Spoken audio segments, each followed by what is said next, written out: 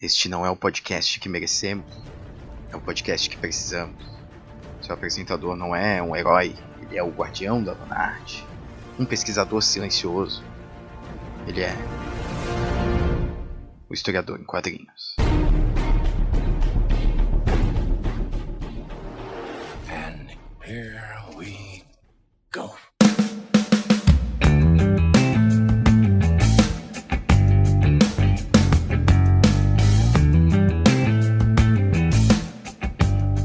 Salve jovens, aqui é Guilherme Silva e está começando mais um episódio do Historiador em Quadrinhos. Dessa vez, nesse episódio aqui, vai ser um pouquinho diferente, Ele ainda vai estar dentro da temática de quadrinhos, mas pela primeira vez a gente não vai ver um quadrinho. Oh, meu Deus. A gente vai ver aqui um livro teórico, Um livro sobre quadrinhos ainda, Mas um livro. Mas não se preocupem, nem por isso, a conversa vai ficar menos interessante, Muito pelo contrário.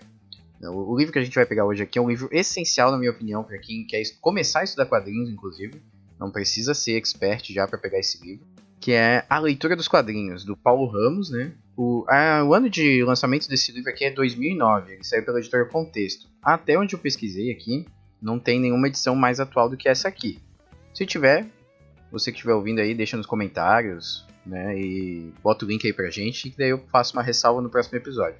Esse livro aqui ele tem uma peculiaridade interessante, que além de ser um livro atual, muitas das pesquisas de quadrinhos são atuais, mas os livros clássicos, a gente tem, são um pouco mais antigos, Tem o Will Eisner, tem o Scott McCloud, tem esse pessoal, o Álvaro de Moya, por exemplo, lá na década de 80, e a Sonia Luiten, também na década de 80, mais na década de 90. Então esse livro ele tem essa peculiaridade bacana, que ele é mais atual, e ele é produzido por alguém da academia, tem essa questão. O Paulo Ramos é acadêmico, então ele já está bem envolvido com pesquisa de quadrinhos e linguagem principalmente, Afinal esse livro ele saiu numa coleção, a coleção da editora Contexto, que chama Coleção Linguagem e Ensino, Então ela tem foco aí, em professores do ensino básico ali, formados em pedagogia e profissionais da educação voltada, a educação voltada para o campo da linguagem e da comunicação. Então ele é bem específico para esse público, só que eu afirmo, como historiador, um profissional da educação mais focado em história, que esse é um livro ótimo para qualquer um, para qualquer professor de qualquer área. Eu acredito que vai fazer um bom proveito, Obviamente, matemática talvez o professor não faça um bom proveito, mas professores de história, professores de geografia talvez, professores de línguas com certeza, de português, Então eles vão fazer um ótimo uso, esses profissionais, eu acredito. Eu, pelo menos, eu adoro esse livro, eu acho ele muito bom, acho ele muito bem detalhado e tem uma linguagem muito bem acessível, apesar de, algumas vezes, ele parecer um pouco academicista demais, mas eu acho que é só uma impressão. Eu, às vezes, passo essa impressão, mas, posteriormente, ele se debruça bastante, nos temas que ele apresenta, e ele vai retomando esses temas, até o ponto que você consegue entender. Ele não fala uma vez só, ele não parte da premissa que você tem conhecimentos prévios. Os conhecimentos prévios que você teria que ter, ele acaba explicando, então. Então é bem bacana nesse sentido. Então, e você que não é professor, você vai conseguir usufruir desse livro também muito bem, certo? Porque a premissa básica do livro é que ele destrincha todos os elementos das histórias em quadrinhos. Então ele propõe uma investigação linguístico-visual, ele trabalha dessa maneira, e ele tem que trabalhar então com signos verbais e visuais, certo? Na tentativa de compreender de alguma maneira, ou a forma como as HQs transmitem as mensagens que a pessoa que produziu aquela HQ quer transmitir. Então, quais são as ferramentas, as ferramentas linguísticas que são apresentadas, E só por essa premissa, eu acho que já é um livro muito legal de você pegar e tentar dar uma olhadinha. Inclusive o link para comprar ele através da Amazon, aí para dar uma comissão pra gente, para ajudar o podcast a continuar no ar, vai estar aqui no post, Assim como todos os outros, todos os quadrinhos que a gente analisa. E é um livro pequeno, não é um livro grande não. Ele tem, deixa-me ver, tem aproximadamente 150 páginas. Então é um livro tranquilo de você ler, você consegue, ler no ônibus, você consegue ler naquele tempo livre que você tem, você não precisa parar e ficar se concentrando em tudo que ele diz. Então ele é um livro fácil, simples, mas extremamente produtivo, extremamente construtivo, certo? E ele também é um livro muito ilustrado, ele tem muitas imagens afinal, é sobre quadrinhos. Então ele tem muitas imagens para te ajudar a construir ali o pensamento, né? Para ajudar a construir a lógica que o Paulo Ramos quer construir. Então vamos lá. O livro em si, ele vai dividindo entre vários capítulos aí. Os capítulos, por sua vez, né, eles vão trabalhando alguns elementos das HQs. De início, ele trabalha uma ideia que eu gosto muito, né? Que inclusive hoje eu tenho eu compartilho dessa ideia que o Paulo Ramos colocou aqui. E eu gosto muito de falar ela sempre que surge a oportunidade, que muita gente acaba comparando os quadrinhos com literatura, né? O quadrinho é uma forma de literatura e tal. Eu achava isso interessante antes, mas aí depois de ler aqui o livro do Paulo, eu comecei a olhar de uma maneira diferente, né? Ele fala assim, quadrinhos são quadrinhos, né? Eles têm uma linguagem autônoma própria, né? Apesar deles dialogar com várias áreas, né? Com literatura, sei lá, com cinema, com teatro. Apesar de dialogar com essas áreas, os quadrinhos eles têm a sua linguagem própria autônoma, assim como várias outras mídias também têm a sua linguagem autônoma e que dialogam com outras áreas. Então o quadrinho, você tentar comparar ele com a literatura é você diminuir a importância do quadrinho. Quadrinho é quadrinho. Ele é uma categoria linguística própria, tem sua própria linguagem e ele é autônomo. Ele não precisa ser comparado a outra mídia. E isso é muito legal. Isso demonstra a importância, né, que o Paulo Ramos dá à mídia aos quadrinhos, né? E é muito bacana de ver alguém com essa abordagem, né? Você entender a seriedade da mídia, a complexidade da mídia, né? Então, pra gente ler quadrinhos, a gente tem que ler a sua linguagem, né? Como ele mesmo fala. E a gente tem que entender todos esses detalhes que estão por trás ali dessa forma de linguagem. Isso é muito massa, isso é muito bacana. Eu gosto muito dessa colocação dele. Então, não tentem aí comparar o quadrinho com literatura, só porque literatura é uma mídia com mais prestígio, para tentar valorizar o quadrinho de alguma maneira. Fala do quadrinho como ele é, do quadrinho mesmo. Começando então, o Paulo Ramos, ele trabalha os gêneros, né, dentro das próprias formas aí de comunicação, ele trabalha com gêneros. Então, os gêneros são plataformas linguísticas de comunicação. Ele usa bastante o Bakhtin ali, da edição de 2000, de um livro, né, chamado Os Gêneros do Discurso. Né? Então ele trabalha os gêneros dessa maneira. Ele enquadra o quadrinho como um hipergênero, como eu mencionei, que ele agrega outros gêneros comunicativos, certo? Só que ele trabalha com algumas peculiaridades, né? Então esse é interessante do quadrinho, ele é um hipergênero, né? Então ele pega elementos de vários outros gêneros de comunicação, plataformas de comunicação, né? E trabalha à sua maneira, né? Como ele fala, né, como eu já mencionei, ler quadrinhos então é ler a linguagem, né? Então você tem que detalhar exatamente os meios, as ferramentas, né, os instrumentos dentro da narrativa gráfica para se compreender como é que funcionam os quadrinhos, né? Então até para você, eu até separei o trecho, né, que ele fala disso, eu vou colocar até na descrição do episódio, que ele fala que para você dominar então essas linguagens, né, você precisa estudar todos esses detalhes, né? E para entender como que a compreensão da história passa por meio desses artifícios, né? E como uma pesquisa científica pode ser desenvolvida por meio disso, né? Então é muito bacana. Ele também fala, né? Aí ele vai separando cada elemento, né? Com um capítulo. Isso que é legal, é bem seccionado o livro, né? Então você tem uma compreensão bacana do que ele quer dizer. E você pode depois retornar, né? Eu tenho várias anotações aqui no meu livro, então você pode retornar para um capítulo que você quer ler, só para ver um elemento específico, né? Fala dos balões, por exemplo, né? O balão de fala, ele coloca como o introdutor do discurso direto da narrativa. É muito legal, né, o jeito que ele coloca, né? Porque a gente pensa num balão e a gente já tem uma ideia pré-estabelecida. Mas se você destrinchar exatamente, você pode ver várias formas de você representar a oralidade, né? Ou a fala ali, dentro a fala, na verdade, a oralidade é depois, mas a fala em específico, né, dentro dos balões, como um balão de fala, balão de pensamento, cochicho, um balão mais estridente de berro, um balão trêmulo. Então é muito legal, né, que eles ainda podem representar não só isso, né, não só o discurso, mas também elementos de narrativa que a fala, a escrita em si, né, o verbal, ele não vai conseguir talvez expressar com tanta ênfase. Por exemplo, eu separei uns exemplos. Em Watchmen, por exemplo, né, o Dr. Manhattan, ele tem os balões de fala azul, que ele é um elemento totalmente à parte da história. Em Sandman, tem vários arcos aí. O próprio Sandman, né, o Morfeu, ele tem o balão de fala diferenciado. Depois os outros perpétuos em outros arcos eles também vão ter, né? O Spawn, né, o Soldado do Inferno, quando ele usa o poder demoníaco dele, né, o poder diabólico, né, a fala dele muda, os balões de fala dele mudam. Então é muito, porque é pra você dar outra sensação ali na hora do personagem atuar, né? Então isso é bem legal, o jeito que ele expressa, ele vai colocando vários exemplos, né? Ele trabalha também uma coisa curiosa, que é a oralidade, né? A oralidade, o Will Eisner ele gosta bastante de colocar nos quadrinhos dele, né? Ele colocou bastante lá na narrativas gráficas, né? O livro do Will Eisner. E é interessante, né? Porque a oralidade é uma hibridização de signos verbais escritos e visuais, como o Paulo coloca, né? Fazendo a citação.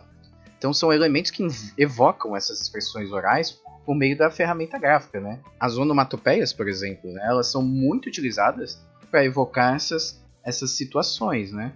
Por exemplo, os mangás usam muito, né? Mangá usa bastante, tem sei lá quantas milhões de onomatopeia. A Sony, ela faz isso, tem um livro que ela faz isso, eu acho que é Mangá, o Poder dos Quadrinhos Japoneses. Eu acho que é nesse livro que ela faz, que ela delimita quantas onomatopeias ela conseguiu catalogar, se eu não me engano. Tem uma coisa assim. Então são muitas onomatopeias, né? E no Japão é muito comum elas estarem inseridas na história o tempo inteiro. A gente aqui usa, mas a gente no Ocidente elas estão mais circunstanciais, né? Quando dá um soco, pô, né? Faz essas atitudes mais circunstanciais. Lá não, às vezes um barulho de grilo é utilizado uma onomatopeia específica, e às vezes a gente, enquanto leitor ocidental, né, muitas vezes essas onomatopeias não são traduzidas, elas são geralmente em hiragana, né, que é o silabário, o alfabeto silábico. E aí a gente não pega esses nuances, né, mas é muito utilizado, né. E essas onomatopeias o autor coloca, né, que elas são meio que uma herança do cinema mudo, então ela já tem outro diálogo aí com outras mídias, né. E obviamente, né, assim como os balões, a forma, a cor, né, o tamanho, a maneira como é utilizada, elas vão influenciar no entendimento aí das expressões ou do momento ali que se quer ser trabalhado na narrativa. Ele separa muito bem, o Paulo Ramos, ele separa muito bem a questão do tempo e espaço nos quadrinhos, né? Isso é uma coisa legal de se trabalhar, né? Porque o primeiro ele fala que os quadrinhos são fragmentos do espaço e do tempo, né? São pequenos recortes que servem como recursos narrativos, né? Então o quadro é uma imagem fixa, né? De um ou vários instantes, né? Isso é bacana. E a maneira que você utiliza o quadro, os contornos dos quadros, né? Ou a ausência deles, eles também se tornam recursos narrativos, né? E é muito legal, tem uma graphic novel chamada Louco, né, Fuga, que o subtítulo é Fuga, que é do selo MSP, né, que um dia eu vou trabalhar aqui, porque eu adoro essa HQ, eu acho ela muito boa. E ela, assim como o Sandman, ela parece que tem uma influência de Sandman, assim. Ela usa os quadros, assim, a maleabilidade dos requadros ali, né, da sarjeta, como recurso narrativo também, como recurso de ambientação. E é muito bom, assim, é como o Will Eisner fala, né? Dependendo da criatividade do artista, né? Do ilustrador ali, do quadrinista, tudo é possível, né? Muita coisa pode ser feita. Outra coisa que o Will Eisner fala bastante, que inclusive tem lá no Narrativas Gráficas, são as expressões faciais, né? O Will Eisner ele utiliza bastante a comparação com animais, né? Utilizar expressões mais parecidas com animais, né? Para você passar uma ideia. Por exemplo, utilizar a expressão de um gato para uma pessoa, dá a impressão de que ela é mais astuta, que ela é inteligente, que ela é ágil, né? E por aí vai, né? E aqui o Paulo Ramos ele também faz toda uma separação ali para as expressões faciais, né? Que, inclusive, né, as posições, né, que você trabalha o rosto, né, os elementos do rosto, como sobrancelhas, pupilas, pálpebras, até mesmo o nariz, um pouco avantajado às vezes como meio de forma caricatural, né? Eles vão contribuir para a narrativa, né? Os mangás fazem muito uso de caricaturas, por exemplo, né? As imagens muitas vezes são caricaturadas, né? Quando o personagem quer expressar uma surpresa ou uma raiva mesmo, né? Mas ele não quer que a raiva seja muito pesada, ele faz meio caricatural, né? E isso é bem bacana de se perceber, né? Uma outra coisa que eu achei interessante relendo aqui parte do livro, né, foi a linha cinética, ou a figura cinética. Eu falei, pô, figura cinética? Que coisa é essa? A linha cinética é aquela linha gráfica, né, utilizada para fazer a trajetória de um objeto ou uma pessoa. Isso deve ser muito mais utilizado em tiras, em quadrinhos muito infantis e tal, né? Eu pensei em Turma da Mônica, talvez. Mas pô, aí eu usei um exemplo que me pegou assim, me pegou no contrapé, né? Que o Flash, né? O Flash é um personagem que tá sempre representado ali com uma figura cinética, né? Que é a velocidade dele ali, né? Que aquele rastro de velocidade, aquilo é uma figura cinética, né? Um carro, quando anda muito rápido, ele também pode ser expressado ali de uma maneira, dessa maneira, né? Com essa figura. E eu achei muito curioso, assim, a gente reaprende muitas coisas relendo, né?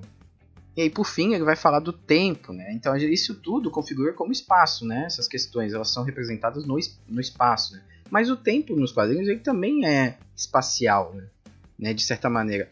A forma de você representar a passagem de tempo, ela vai depender muito do espaço. Afinal, a gente está falando de algo gráfico aqui, né? Então, esse tempo, né? Ele é essencialmente por meio da comparação entre um quadro número 1 e um quadro número 2, né? É assim que a gente geralmente percebe a decorrência do tempo, né? E ele fala muito bem que essa é a ideia essencial, né, de passagem de tempo, né? Essa elipse, né? Ele trabalha com uma elipse. E o espaço que tem entre esses quadros, que muitas vezes é preenchido pela imaginação, né? Como o Will Eisner coloca, ele é chamado de hiato, né? O espaço entre os quadros é o hiato. E o processo de transformação de uma cena para outra é a elipse, né? É a volta que a história faz até chegar num outro resultado, no outro instante, né? E é muito legal isso aí. E esse ritmo ele pode ser delimitado por várias coisas, né? Ele pode ser... Isso varia muito também, novamente, né, da criatividade do artista. Mas, por exemplo, os balões de fala, né, eles podem ser colocados... Pode colocar vários balões de fala juntos, assim, para representar um diálogo muito apressado, por exemplo, um diálogo frases curtas e muito interligado entre balões. Ou o quadro quando ele está mais apertado, né, e você tem vários quadros seguidos, isso pode representar também um ritmo mais acelerado, né, uma troca de cenas.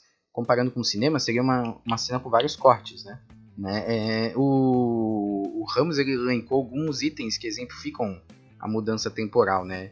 Ele botou a sequência, né, que é isso que a gente mencionou agora, certo? O astronômico, né? A mudança astronômica, ou seja, pelos ciclos, né?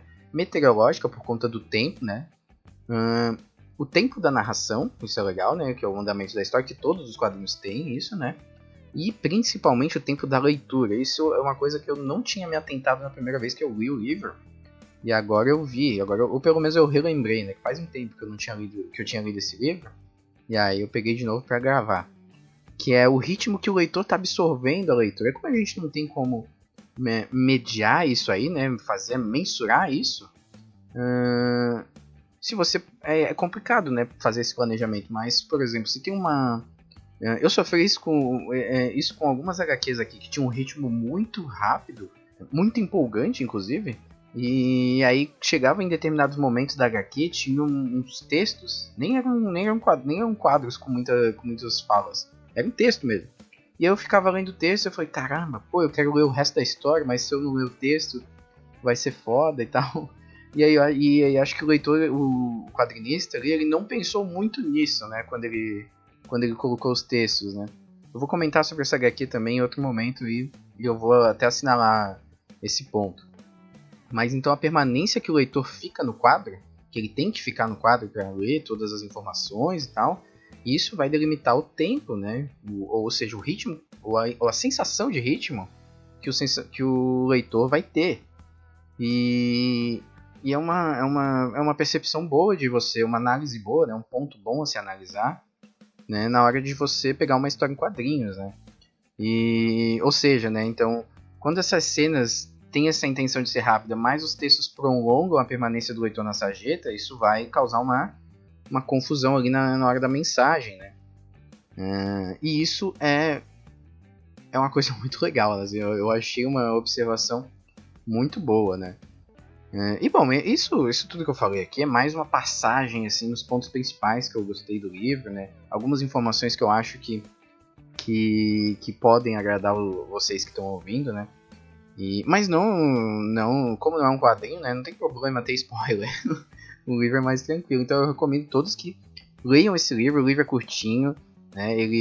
Mas ele tem uma linguagem muito boa, muito boa. E você, professor de história, professor de línguas, né? Ou de comunicação de forma geral, né? Esse livro aqui é essencial para você que quer aí se aproximar de mídias diferentes, né? Sair do clássico e ter um embasamento bom para começar, né? Isso obviamente é um livro para começar, mas é um livro que eu gosto muito, eu recomendo todos a terem. Certo, pessoal? Dúvidas, e-mails, sugestões, mandem um e-mail para hq@ucraniacast.com.br. Seu e-mail exclusivo para esse podcast. Ajuda a gente no Apoia-se, né? Para os podcasts continuarem. Segue nas redes sociais, no Facebook, no Twitter e no Google Plus também, no Instagram, que é UcraniaCast, é só procurar por lá, né? Ou colocar a rede social /UcraniaCast, né? E ou, caso você não possa ajudar com nada disso, né? Com Apoia-se, deixa o like lá, né? E também compra aí, né, no nosso link da Amazon. Qualquer coisa que você comprar pelo link da Amazon vai ajudar a gente. Não precisa ser só livro, não precisa ser só HQ. É só comprar pelo link, gente. Ajuda a gente e isso aí faz muita diferença.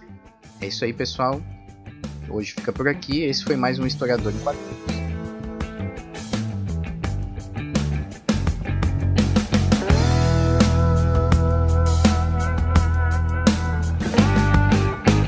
Stay put. I'll be back in a flash.